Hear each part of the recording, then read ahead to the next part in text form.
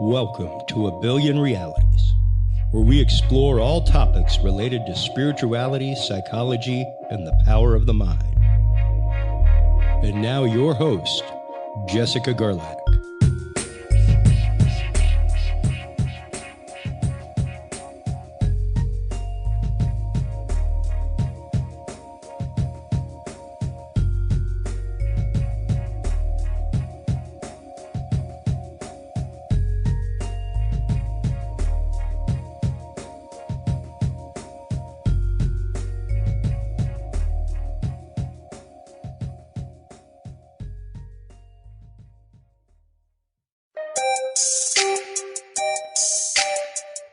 Have you considered starting a podcast? Looking for a way to make your business a voice of authority in an industry? Then Podcast Cadet is the solution for you. Whether starting a podcast for yourself, your brand, business, school, church, or just plain fun, Podcast Cadet is here to help you navigate the waters of the podcast industry. Specializing in one-on-one consultation and training with industry professionals in fields ranging from podcast technology and editing to distribution, monetization, and even social media strategies. Podcast Cadet tailors their services to the specific needs of you and your podcast.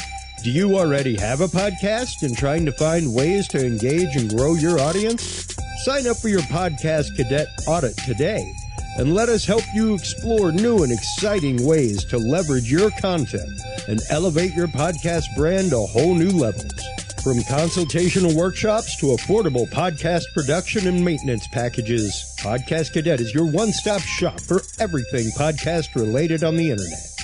Visit podcastcadet.com today to sign up for your consultation or training and use code REALITY20 to save 20% off your entire purchase. That website again is podcastcadet.com. Today on the show, we are speaking to musician, audio engineer, and creator of No Disassemble, Christopher Jordan. Christopher has been in the music business for more than 20 years and is now incorporating some new age elements that have taken his musical creations to a whole other level. Christopher is also the owner and producer of HC Universal Network and the creator of the Dudes and Beer podcast. Welcome to the show, Christopher Jordan. Hey, how are you? I'm great. It's so nice to have you back on finally. Yeah, absolutely. It's been quite a while, Jessica. It has. And just so our listeners know, where are you joining us from today and how are things going over there?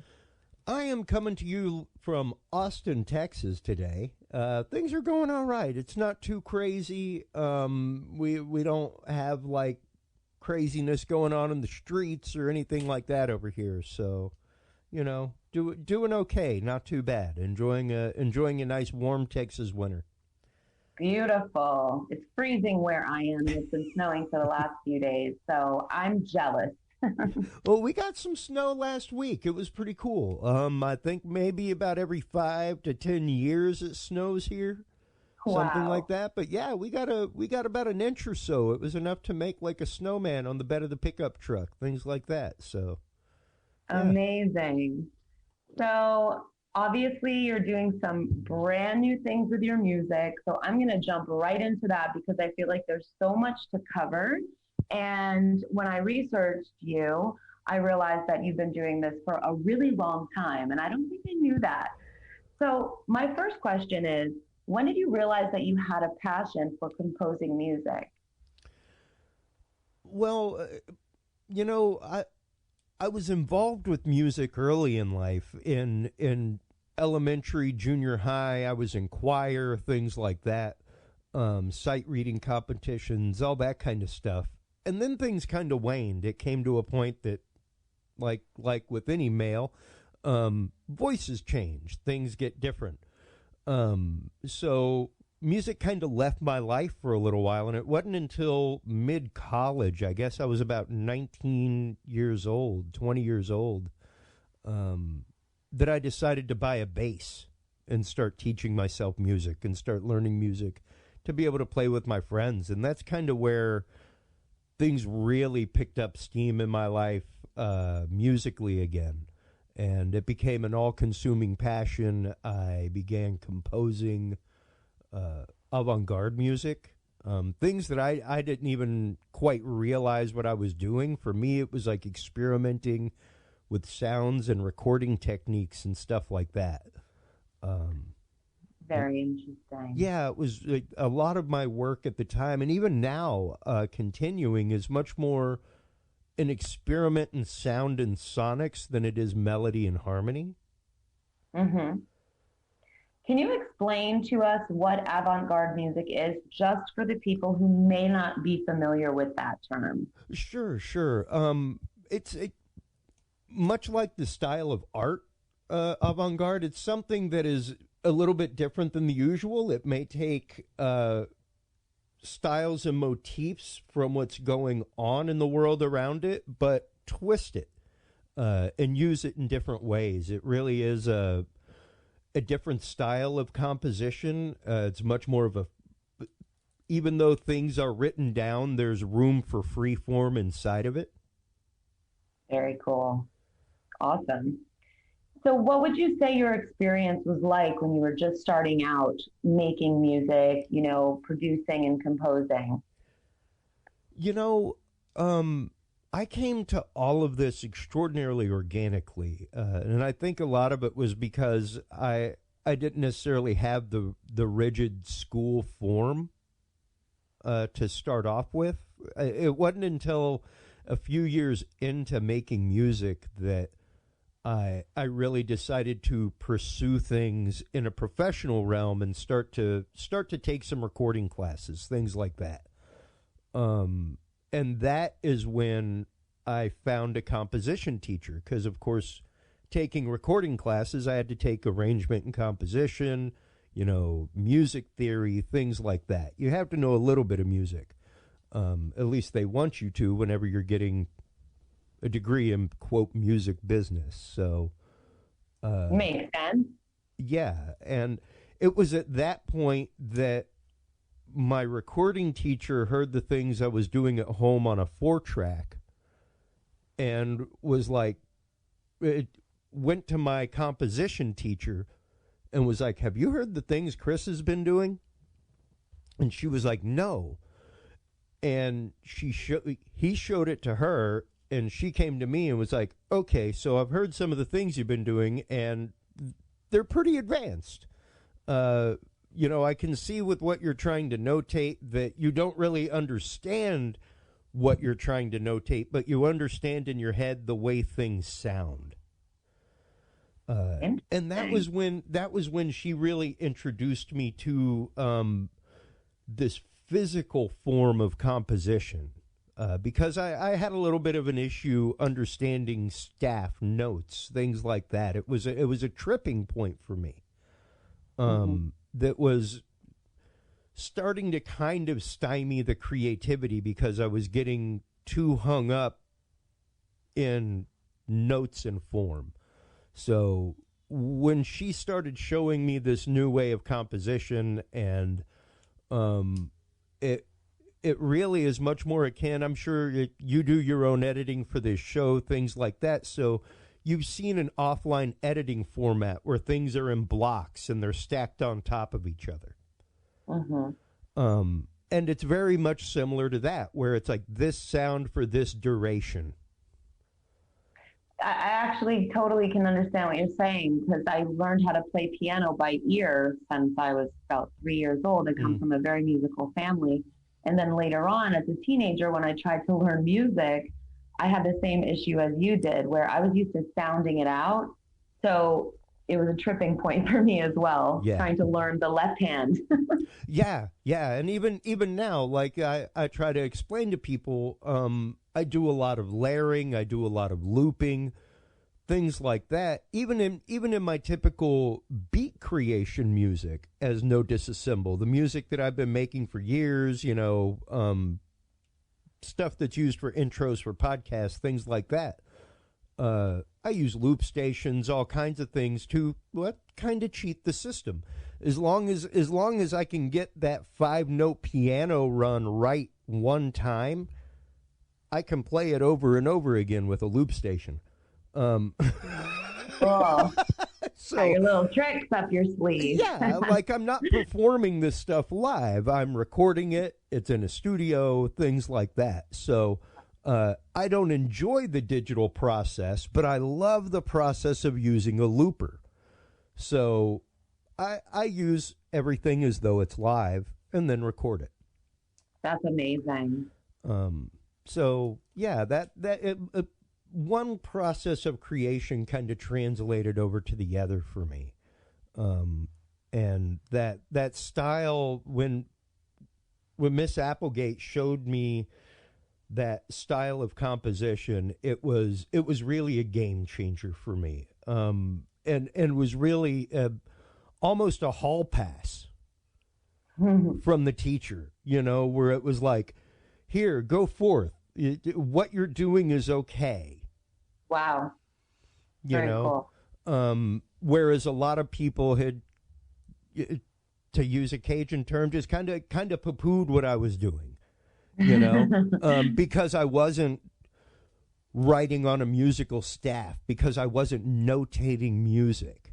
And at the time, there was even a guy that I hung out with at my local bar, who was a transcriber for Mel Bay Music. He's got like 20, 30 books out on the shelf from Mel Bay Music on violin playing.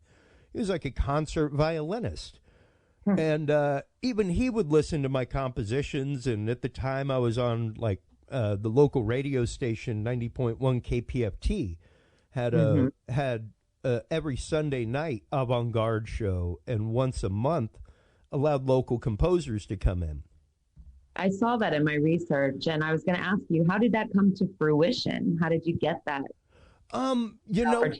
What's funny is it was a local radio station, one of those that operates off donations. I was driving around, had heard about the Cajun Saturday music program. Being a Cajun myself, I was like, that's awesome. I had no idea that existed. So I was listening to it one Saturday, and had just left my radio tuned in, went to sleep, woke up on Sunday, and it was all blues. And I was like, oh, that's cool. Like, I didn't know we had a blues station in town. Dang. So I just listened to the radio all day, and it was their fundraiser. And I was like, oh, wow, cool, all right. Well, much like PBS, you probably sit and you keep watching Rick Steves' Europe. Or whatever. And every once in a while they'll break in and ask for money. Well, I got out of church that night from teaching and everything else, went to my buddy's house to have a drink or two. It was about 8, 9 o'clock. And as I was driving back from his house, I heard this DJ come on with a smooth, sultry voice talking about avant-garde music. And composers like Caroline Stockhausen and John Cage, Philip Glass, and some of the big movers and shakers. And he was asking for donations. If you can, I know they ask for a lot of donations, but I got a special thing here. It's the $1 a month club. And I was like, hey, I could give somebody $12. I've enjoyed this station for 24 hours. That's like 50 cents an hour. Aw. Yeah. So as I was driving home, I was listening, and I was like, man, this is like the music that I have been creating. Like, I had no idea that this was going on. Wow. So I got home, I called up, and I told them my story. And I was like, man, I had no idea that there was music like this out there. Like, I'd heard some things in horror movie soundtracks, stuff like that. Which is how I had always described my music to people, was imagine watching a horror movie or a sci-fi movie with no words, only underscoring and sound effects. That would be like what I do. And as I described it to him, he kind of laughed, and he was like, what's funny? Next Sunday is our 4th Sunday program, and every 4th Sunday we allow local composers to bring in their avant-garde works. So if you would like to come in and premiere a work, you are absolutely welcome. Amazing. And I So was like, you were really like young at that time, right? yeah, I was right up around 23. That Um, still takes a lot of courage to call them up like you did and be, well, I so just called up to donate $12 and to tell you're the that's dude that it was awesome. a cool program, and like, wow, like I will be tuning into your program every Sunday night, because I had no idea that there were other composers out there doing this. Brilliant. And then he opened up the invite to me, and that became an ongoing relationship. I showed up that fourth Sunday, and it ended up being me and him and another musician. Quick shout out to my good friend Philip Gale out there. I actively just got a New Year's card from him from Oh, Japan. He now wow. lives in Japan. But yeah, we became fast friends. And he performed live in the studio. I had about 10, 15 minutes of stuff, and it was a 2 hour show, and it was just the two of us. And I was like, wow, like, this was cool. This was fun. He's like, well, you're more than welcome to come back next fourth Sunday. I was like, man, I hope 15 minutes wasn't too much. He was like, well, typically I'm in here by myself, so feel free to bring more if you have it. Oh, that's And really awesome. that begat a 5 year long relationship of being on the radio every fourth Sunday, bringing in 30 to 45 minutes of new music every month. What a fantastic experience that must have been for you. It was, I mean, I just created a volume of work over 5 years. It was, and, he would always tell me, like, Chris, you don't have to bring in this much. And I was like, I consider it a challenge to write 30 to 45 minutes of material a month, you know. For sure.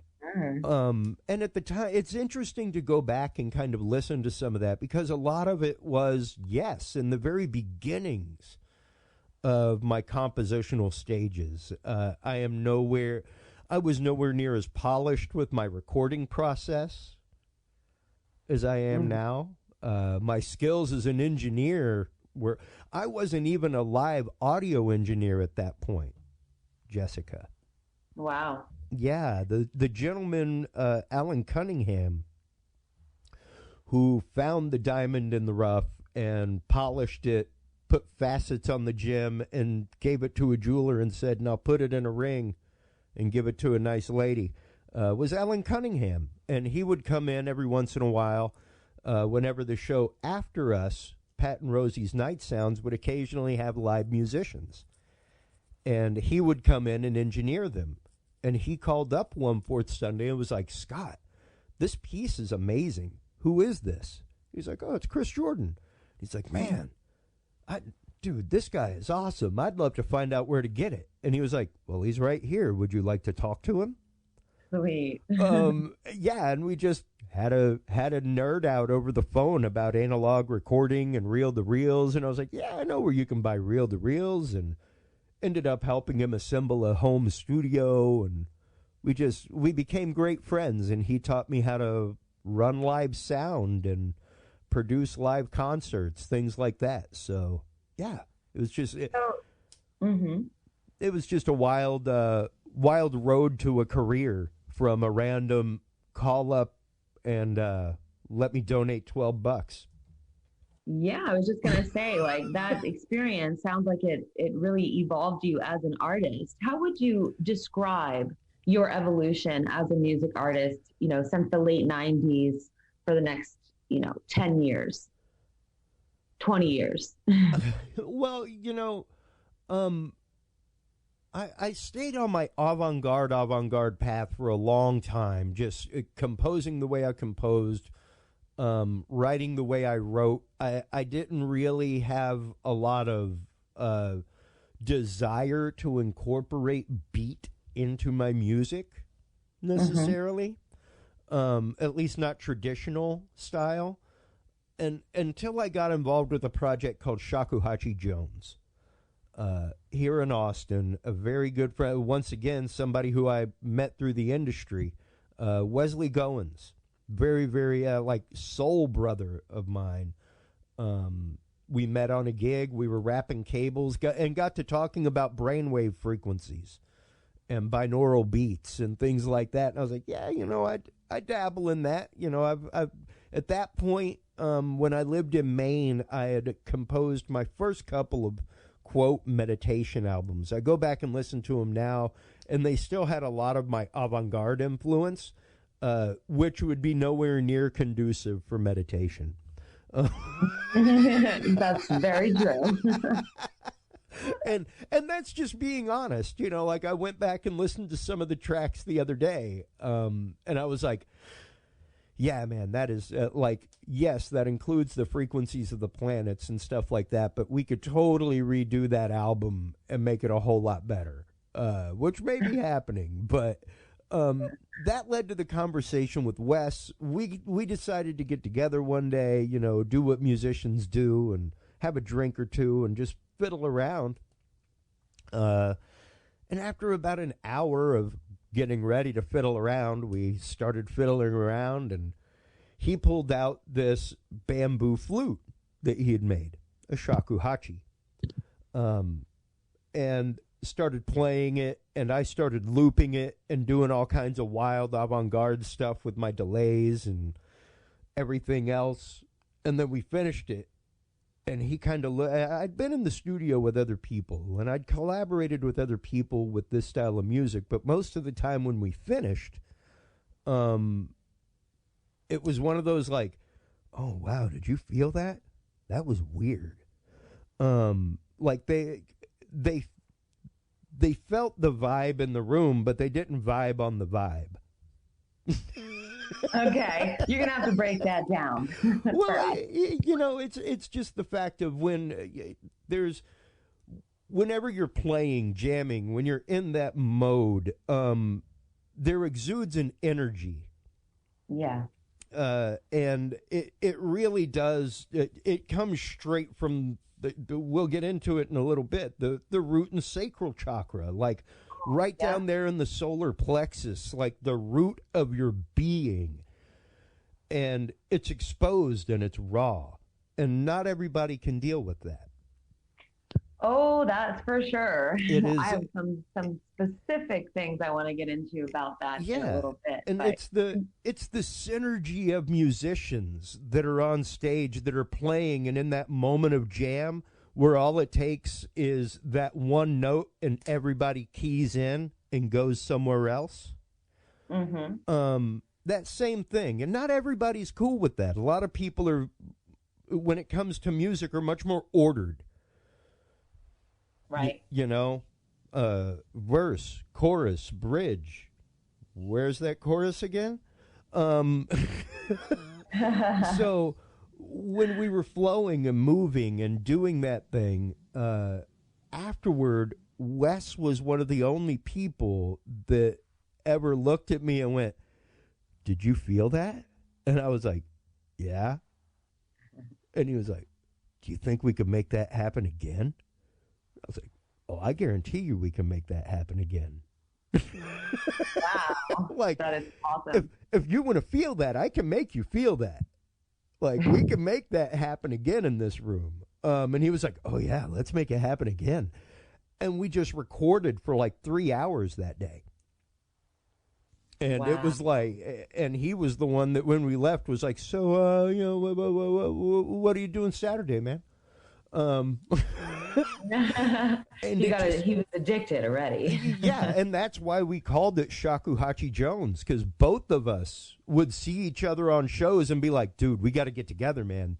Like we were literally jonesing for the experience of playing with each other. That's amazing. And recording with each other. So that was the birth of that name. And that really, that project really led me down a new road and gave me a lot of confidence in the fact that, yes, I can make beat-oriented music. I can make music that average, normal listeners can listen to. That's a pretty big revelation considering what you were doing previously. Oh, sure. And I mean, during all that time, I wrote acoustic music. I played in acoustic bands, acts, played at church, all that kind of stuff. I've got at least a good 200 songs that I've written lyrically.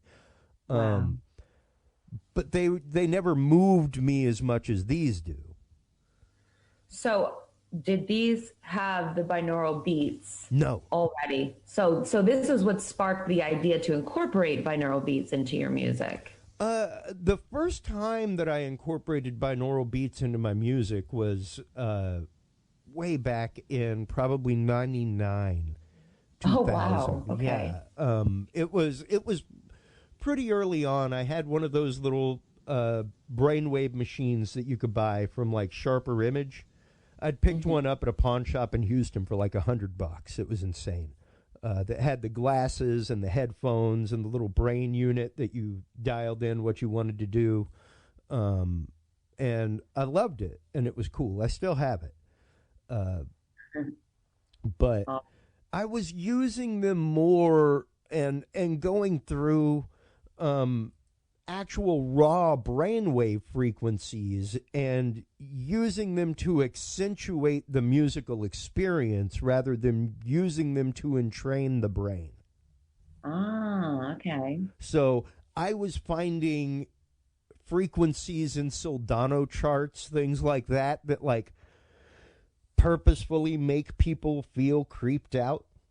Yeah, I know about that. You know, that kind of stuff where when people would listen to something and go, oh man, that just made me feel ogged out, I'd be like, good.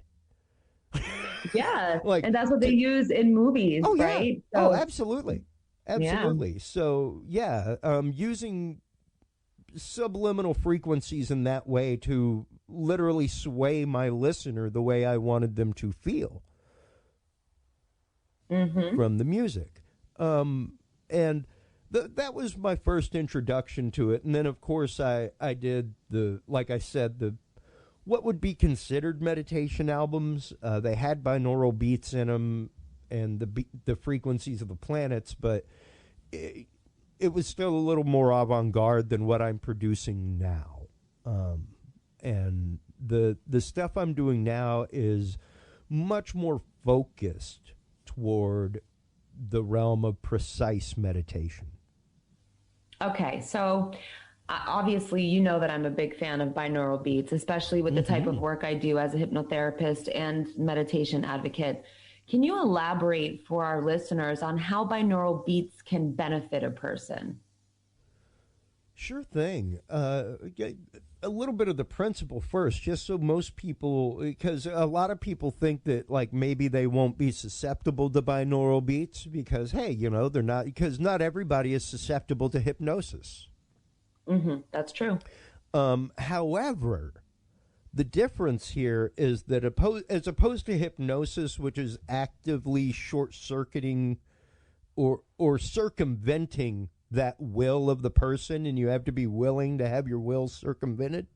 You have to be willing, yes. You know, binaural beats operates much more on the actual rhythms in which the brain operates to begin with. And the easiest way I explain entrainment to people is, and we've all experienced this, if you and a buddy start walking down the hallway, you on your left foot, him on the right, you on the one, him on the two, eventually y'all will fall into step. That's right. And it may last for a little while, and then it'll fall out of step.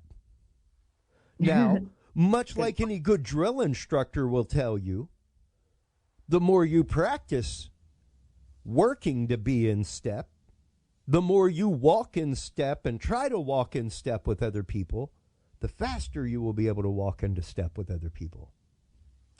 Yes. So your brain operates the exact same way. It wants to fall into patterns. It's comfortable in patterns. So when you begin to introduce these patterns regularly into your life, the principle is that, yes, your brain will start walking on the one and the two with the beat that it hears.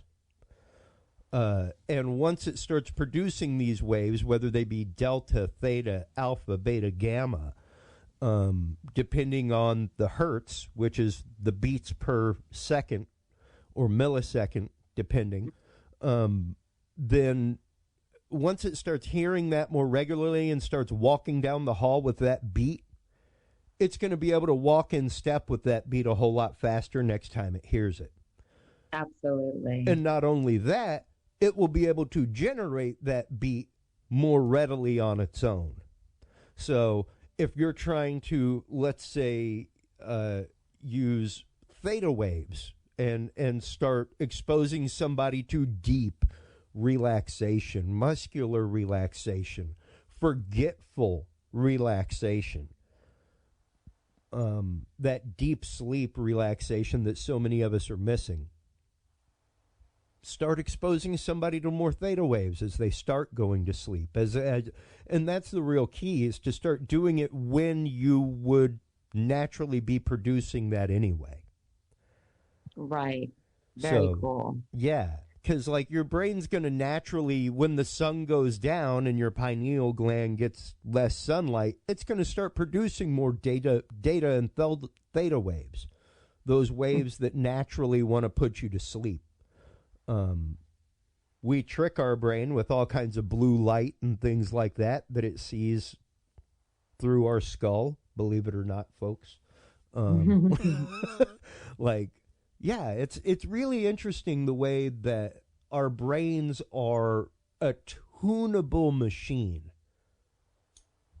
Absolutely. I love to listen to the ones for focus when I'm working. Yep. It's just background noise, but it has that frequency.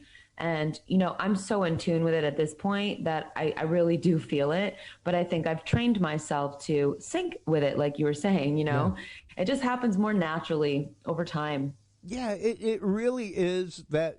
I mean, there's a reason why the drill instructor has you march in cadence at least twice a day, you know, because it teaches you to march in cadence. And like I said, the more willing you are to march in step with that beat, the more ready your brain is to accept that and to start generating it. It's really interesting. It truly is. And even with hypnosis, you know, the best clients are those who are already part of some sort of orderly system, like soldiers, for example. Sure. So that proves exactly what you're saying. well, and that's just it. And I mean, even our pre-show conversation, Jessica, like there's a reason I'm experiencing the insomnia that I experience. It is because my brain is disordered right now. You know, I've and just to cue y'all in, folks, a little inside baseball there. Sorry. Before the show, I was telling Jessica how between my music, my businesses, everything else, I've literally devoted a day to one task. Like that's what I've had to do, is just say like, okay, I've got 6 different websites plus clients to keep up with, so one day a week is devoted to that. One day a week is devoted to something else. But that order in and of itself sets up the brain to say, good, now it's 6 p.m., shut off.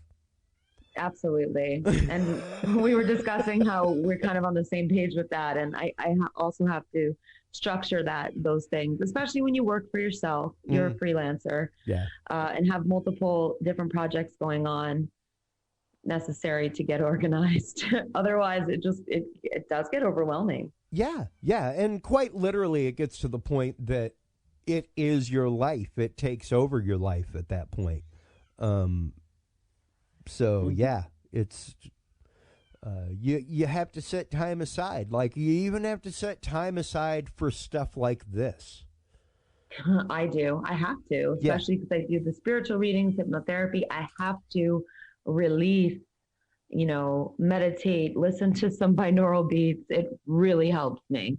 Well, yeah, most definitely. You've got to, especially someone in your situation where you're doing soul readings, you're doing other readings for people, stuff like that. It really does require a lot of energy, and to maintain that full meniscus on your cup to where it can overflow a little bit for other people to get some, you know. Definitely. And yeah, it's hard, especially in this harried time that we're in right now. And that's a lot of the reason why I devoted Mondays to No Disassemble. Excellent. Because I want to remind myself that there's good stuff throughout the week. I don't want because like my goal for 2021 is no disassemble. It literally took a pandemic, Jessica, for me to find distribution for my music. You see, but you used that to your advantage. I did. And that's amazing. I did. I'm so curious before I forget to ask you. Mm-hmm. I saw in my research about you using the planetary frequencies in your music. That's super interesting to me. Now, I don't know a whole lot about that unless it's similar to the binaural beats. So how do you do that? How do you know what the planetary frequencies are? Oh, well, there are different chart listings provided by NASA and other organizations who have actively sent probes out there. Like, for instance, there was just a new recording that came out from Ganymede, the moon of one of the moons of Jupiter, one of the largest moons. I just posted an article on my Dudes and Beer group the other day. There was a radio, an FM radio burst that started coming from Ganymede. Unbelievable. That's quite literally like in the in the range of what we would know as Wi-Fi here on Earth.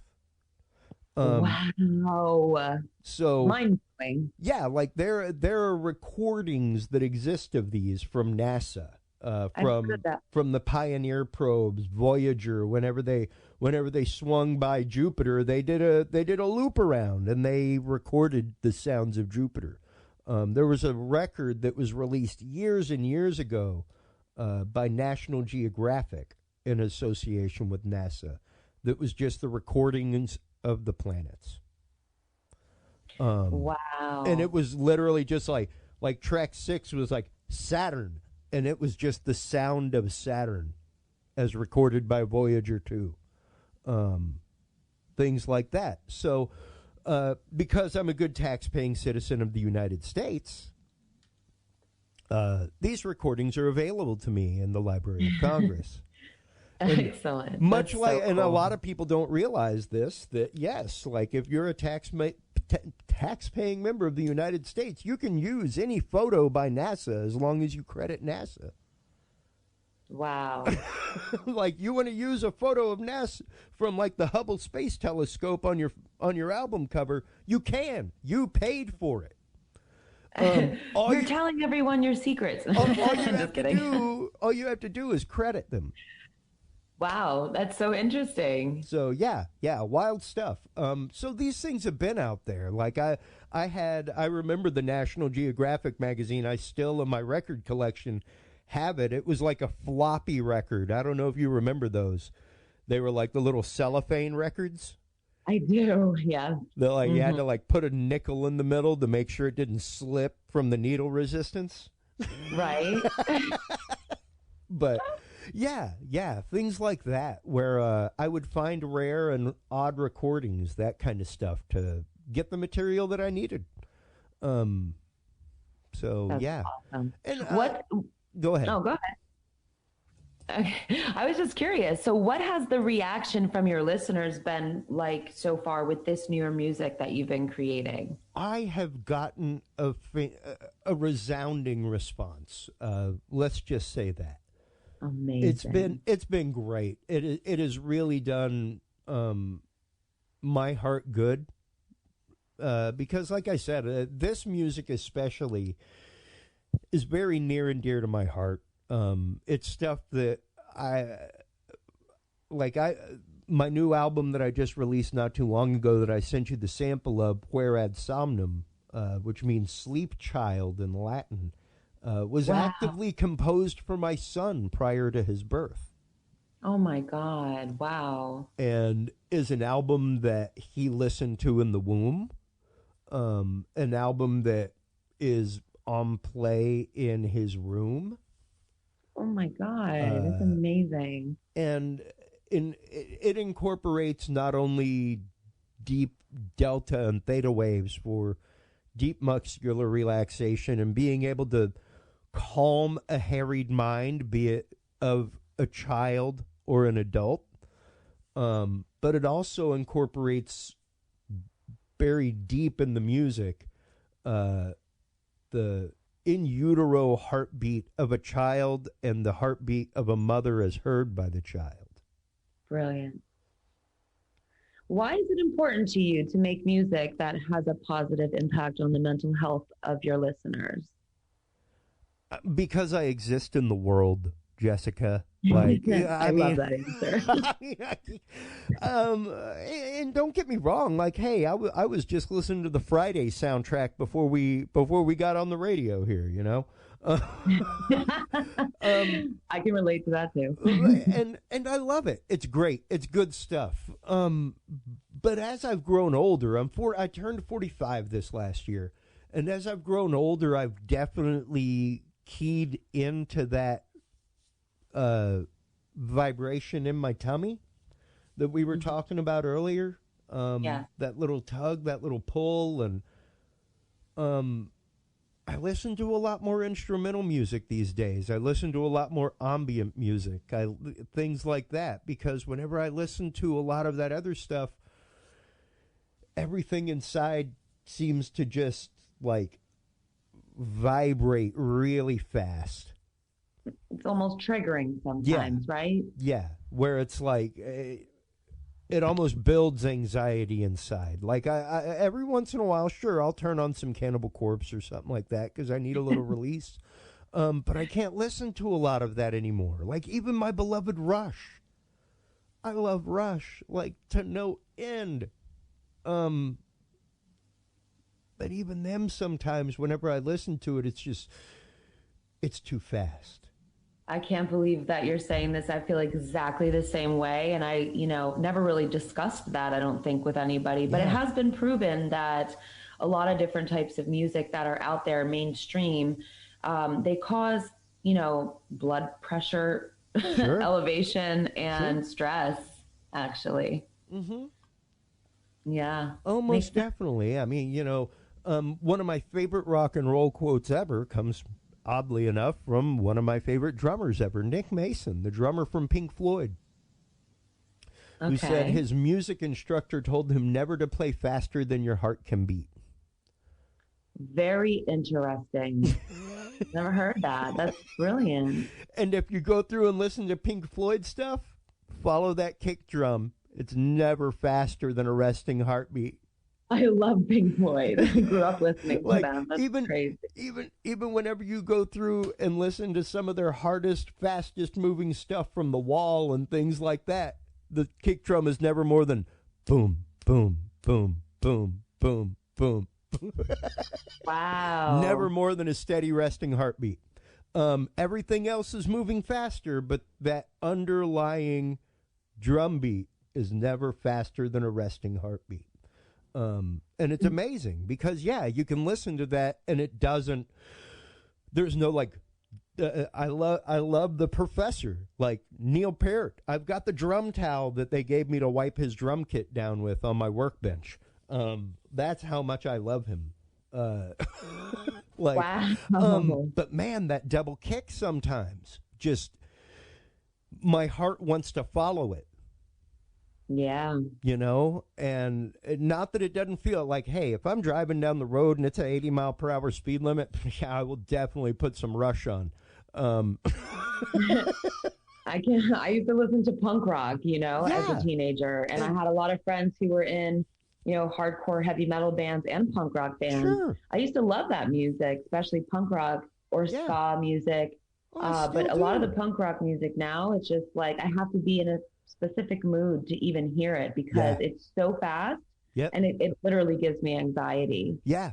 And I mean, that's why I can't go to most venues, most clubs anymore, things like that. It's between that, like when I was behind the sound booth, and this is the analogy that I give people, brain-wise, Jessica, is that when I was in the sound booth, I was like a horse with blinders on. The crowd did not exist. The bar did not exist. It was a connection between me and my band members and the stage. I felt the energy between us because that's what helped me drive the mix. Mm-hmm. But my focus was there. It wasn't with the crowd. It wasn't with all the other noise and everything else. Put that same horse on the same street without the blinders on and see what happens. Very interesting. You'll probably have a pretty bumpy ride on that cart. You know what I mean? Yeah. Because that horse is going to be really distracted. And that's how I feel whenever I go to venues or whenever I go to shows and I'm not working. You and I talked about this before. I think it's like it comes down to being an empath. Yeah. Yeah. Yeah. I remember you going into pretty deep detail about that, and I could relate. So I get that. Yeah. When you're the one providing the music, you're lost in creation energy. Yeah. But on the receiving end, I think you really have to be in the mood to receive that type of vibration. Well, it's very, yeah, precisely. Like you've got to be ready to be tuned in. Yeah. You know, like literally, if I am going, because you know me, like before all this pandemic, I was on the road most of the time. Yeah, as you an were. AV engineer. Yeah. And sure, you know, end of the night, hey, after a 12-hour day of work, yeah, we're going to find somewhere to go out and have a drink and a bite to eat. And typically the only place open is a bar, you know. It's Right. like 10 p.m. at night. So there's probably a band playing, things like that. And yeah, I have to go back to my room and literally like mentally prepare myself to go out. I can relate to this so very well. Where it's like, okay, we've been in a crowd of 10,000 people all day wearing badges that we've had to maintain. That's all right. We're going to listen to a little bit of music that has a beat to it and some voices so that we get used to a crowd right now. Yeah, And we're going to pick up our energy. that's right. And we're going to go out and we're going to be social. I hear you 100%. And we aren't going to cringe from all of the vibration around us that we just don't want near us right now. And that's just it's hard sometimes. It's rough. It's rough, and it's not easy. So yeah, whenever you ask me like why I make music like this and why I feel it important, yeah, it's because I'm a human in the world. I'm an antenna myself, and I need this. Right. And that's part of the reason that I started the No Disassemble Monday meditation is because, you know what? If I'm going to make Mondays about no disassemble, that's the best way I can start the day. I'm so excited to introduce that to all my clients. I did share it, but I'm going to actually personally message it to all of them because I know it's something that will definitely help them. I got some really good response this last week with the first episode of it. It was really great. Just so y'all know, stop on by No Disassemble on Facebook. Shameless self-promotion time. 9 a.m. Yeah. Central on Monday mornings. And it's literally a free meditation hour every Monday with this last week was the root chakra. We'll be, and this is kind of a sneak peek of my upcoming chakra album, as well as the accompanying video content that will be in an app once the album is released this upcoming spring. There will be an accompanying app with all of the videos on it, things like that. So amazing. Yeah, it's really great. Like I said, it's felt really good for me to be able to give back. Yes. To the musical community in the world that has supported me and my music and my artistic endeavor for so long. So yeah, it's been interesting. I've been thoroughly enjoying the journey, and to really kind of say this year like the beginning of a new decade and everything else. Like, hey, yeah, maybe I need to get my music out there to the world. Who knows? It's a very good idea. Like, I have a question for you. Sure. Do you think that it takes a specific type of mindset to compose music? And what's your creative process like as well? My creative process is a little interesting. It's a little eclectic. Which is one reason why the studio experience is odd for a lot of people. This is why I'm asking you. I had a feeling it was going to be different. I do a lot of my albums conceptually, where I'm either trying to get across a generalized emotion in an album, or a feeling, or even a moment, or represent like a moment in time as an album. Mm-hmm. Like Puer ad Somnum is literally conceptualized around the concept of a child in utero, and the not just the vulnerability of a child in utero, but the delicateness, and the energy of a child in utero. Wow. So, That's deep. yeah, like right now, I'm working on an album.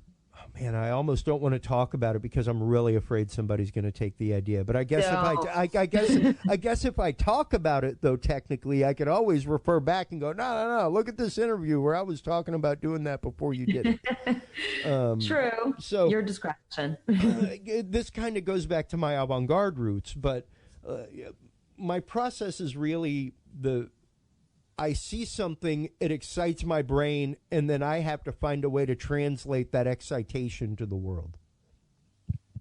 In a sound. Yeah. And I mean, I explained to people for years that the reason I bought either effects or synthesizers was because they made a sound that I heard in my head. And I don't care if it's a sound. If it's a sound that I've heard in my head before that I want for a piece of music, like, I will buy the synthesizer. Incredible. That's awesome. I feel like it takes a special kind of genius to be, personally, that's how I feel, to be a composer. It's not for everyone. No, well, and granted, I would say that composition is really just your style of getting it down on paper. Yeah. It's not for everyone. Like, hey, just about anybody can get up and sing karaoke. Not everybody can write the track. Not everybody can play the drum.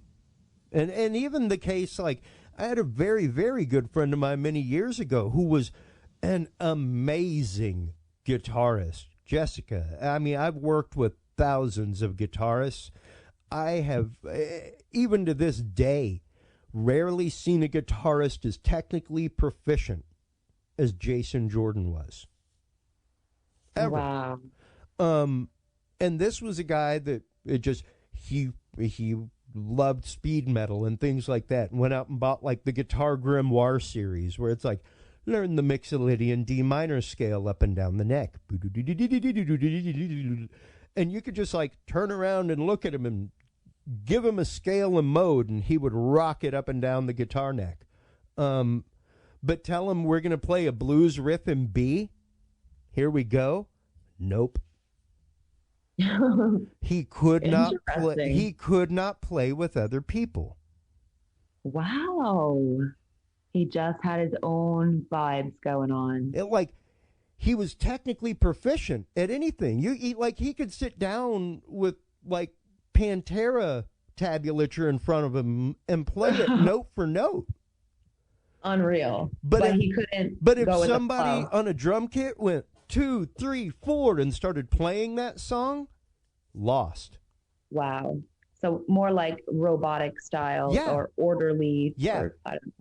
Fingers could do every motion, but could not lock in with the people around him to do it. So he was a technical player, not a feeler. Yeah. So interesting. And one of the only cases I've ever seen like that, where he was like the videos that you see on the internet of like the little Asian kids going crazy, like that. Yeah. And it was like, wow. But you sit down and start strumming a few chords, and nope.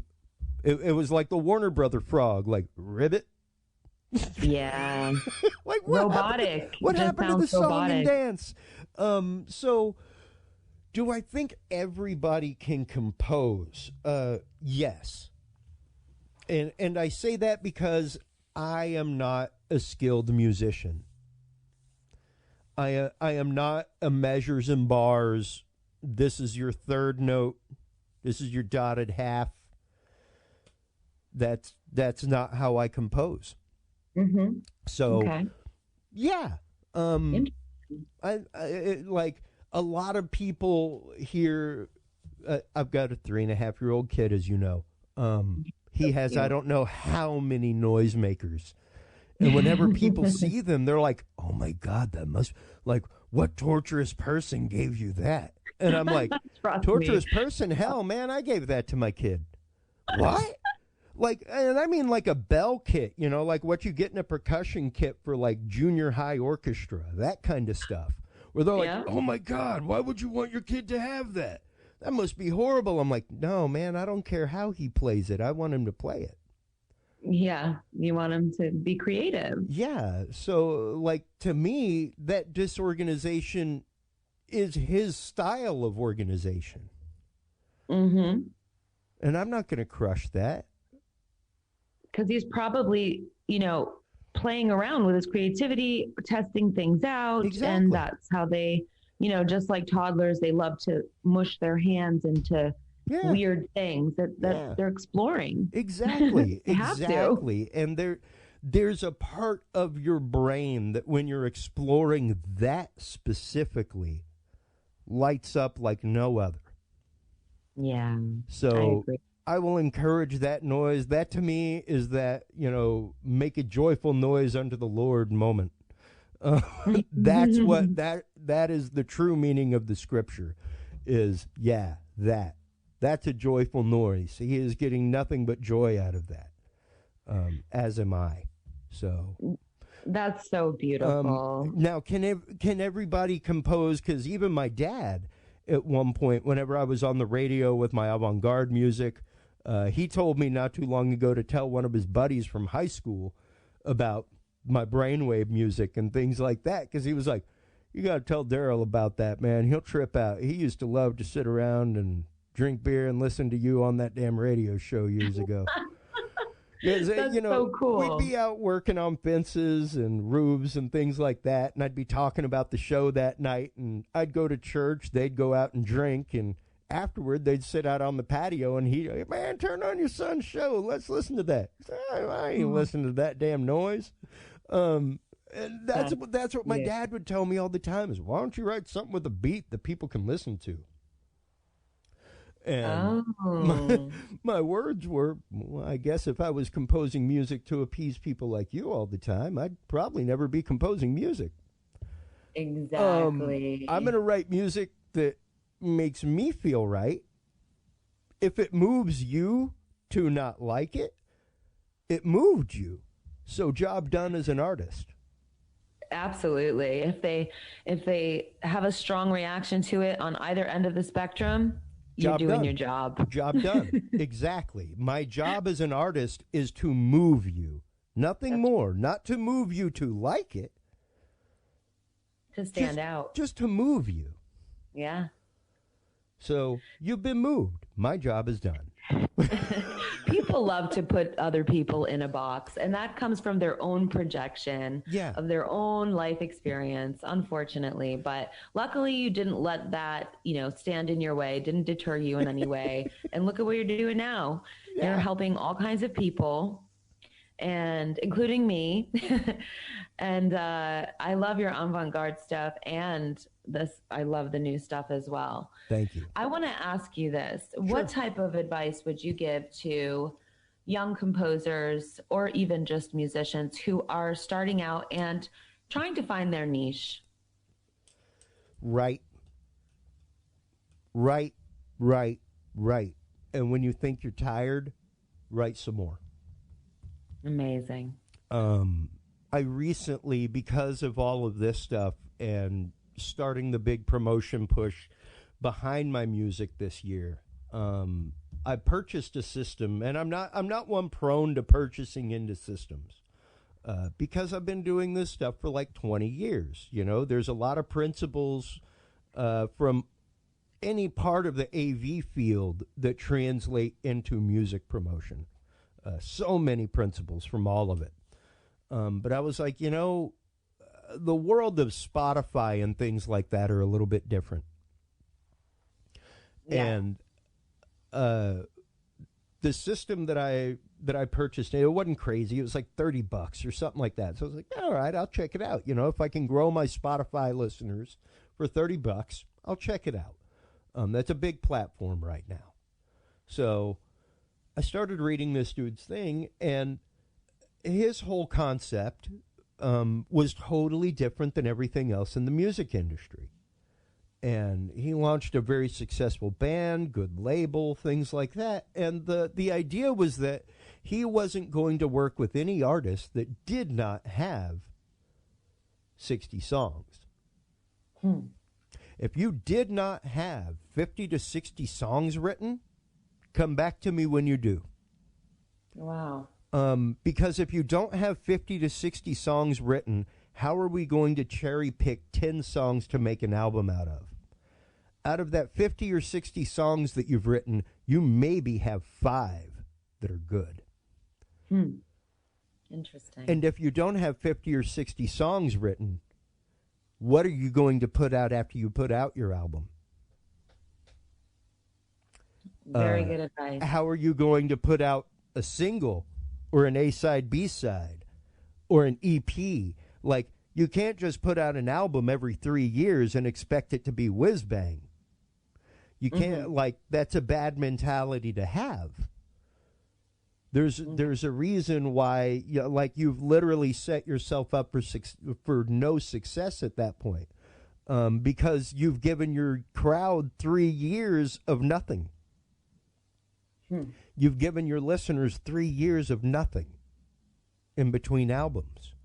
Like, bands like Rush were a little bit different. They were brought up in a different day and age, but even them, consistently over 30 years, just about every other year was an album and a tour, album and a tour, album and a tour, you know? And especially whenever you're a private musician, whenever you're in a regional act, something like that, this gentleman has a very good point. You're going to have to be playing regular gigs on the regular to build your crowd. How are you going to step into the studio and record stuff? It's much better for you to step in there, record 10 songs, release a 5-point EP, release 2 songs 6 months from now, release a single 3 months after that, and just literally keep the snowball rolling down the hill. Always putting content out. Always putting content out. Never stopping. Because at that point, like, while you're on the road regionally and touring and doing your stuff, you've already got stuff recorded that you can be pushing out while you're on tour. Absolutely. So it was like, oh my God, so refreshing to hear somebody else coming at it from this approach. And as soon as I saw that, that is what really gave me the wherewithal to start pushing. Because at that point, it was like, you know what? Like, yeah, I've got 4 hours of music on the internet right now. Just as No Disassemble. That's not even including the work of Christopher Jordan. That is just as the labeled artist No Disassemble. If you go to my Spotify playlist right now, there is 4 hours. And once you start adding in this music, I've got 10 hours of this music already produced and in the hole. I've never put it out. You know, we need it. So it was one of those, when I saw this guy's system, it hit my head. Like, yes, I'm always producing beat music, but I produce this music like nobody's business. I can sit in an afternoon and produce an hour-long track of this. Beautiful. You know, and do it all day long, whereas the beat music takes me a whole lot longer. I was like, man, I got tons of this music that I've just been sitting on for years because I thought nobody would like it. The world needs it, actually. And then when I've seen the response from other people that I just sent the promo link to that were like, this is amazing. Like, I am listening to this. I got a testimonial from someone the other day that was like, I have given this to every client that I have. That's what I'm doing. I was like, oh my God. Yeah. It felt so good. It felt so amazing. So it was one of those like, man, if I'm not pushing this, I'm pushing the wrong thing on the world. I love that. Yeah, it sounds like it's so rewarding, and I know that it's going to help so many people. And I think it always feels good to put out something that has such a positive impact on the mental health of other people, especially under these conditions right now. Yeah. You know, in Japan, I mean, this is a little bit dark, but there were more suicides last year than people that died from COVID because of the COVID stipulations. Yeah. So, you know, people are really struggling. Yeah. And I think that they really need to replace some of the habits that they have now with the healthier habits, you know, as healthy as possible to ease the mind, calm the mind, body, and soul. It's so important. Yeah. I cannot express that in a better way, Jessica. And, you know, what really did my heart good, especially producing all this stuff, is my son. The videos that I was showing the other day in the live meditation session on Facebook with the rotating chakra.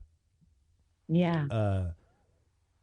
He comes up to me in the office and points at the screen and just goes round and round, round and round, walks round and round. Like he's just all about them. Oh. They're like cartoons to him. And like he will request one, like green round and round. Oh, that is so adorable. You want that? And it's like, wow, that is nothing more than a mandala spinning on a background of motion graphics. But he is all about it. So it's like, hey, buddy, if you want to listen to the throat chakra some more, that's cool by me. Yeah, exactly. And, you know, he's probably drawn to it not only because of the visuals, but, you know, it makes him feel good. Yeah. So that says everything. If it makes a child, you know, at ease or feel peaceful, then that says it all. Once again, mission accomplished. Exactly. Like hands dusted. I'm done here. Absolutely. And that brings me to my last question. Sure. What do you want the world to know about you and what you're doing with your music? Wow.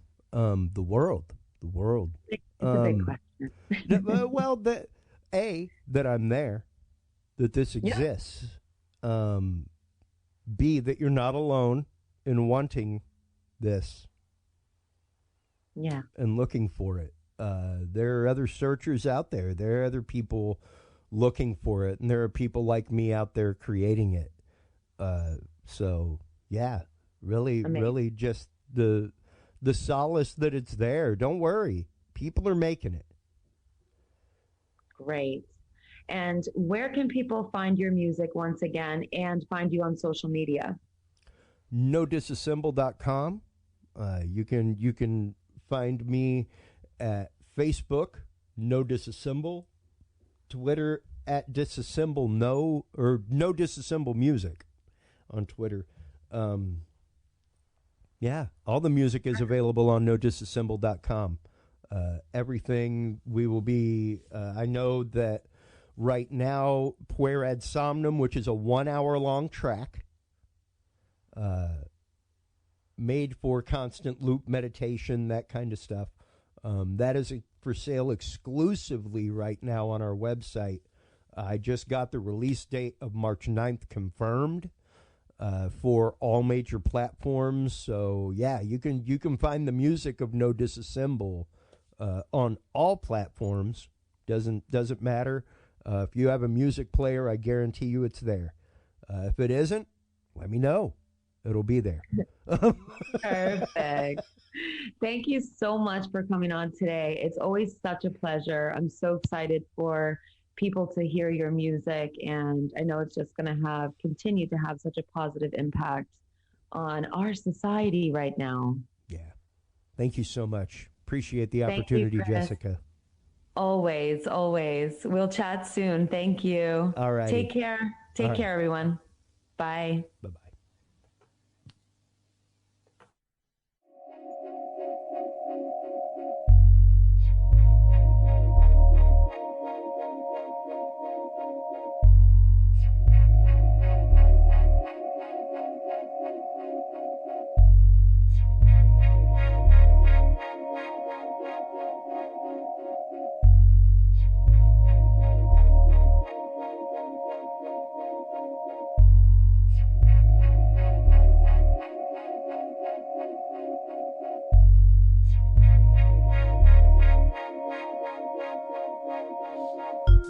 Thank you for listening to this episode of A Billion Realities with your host, Jessica Gerlach.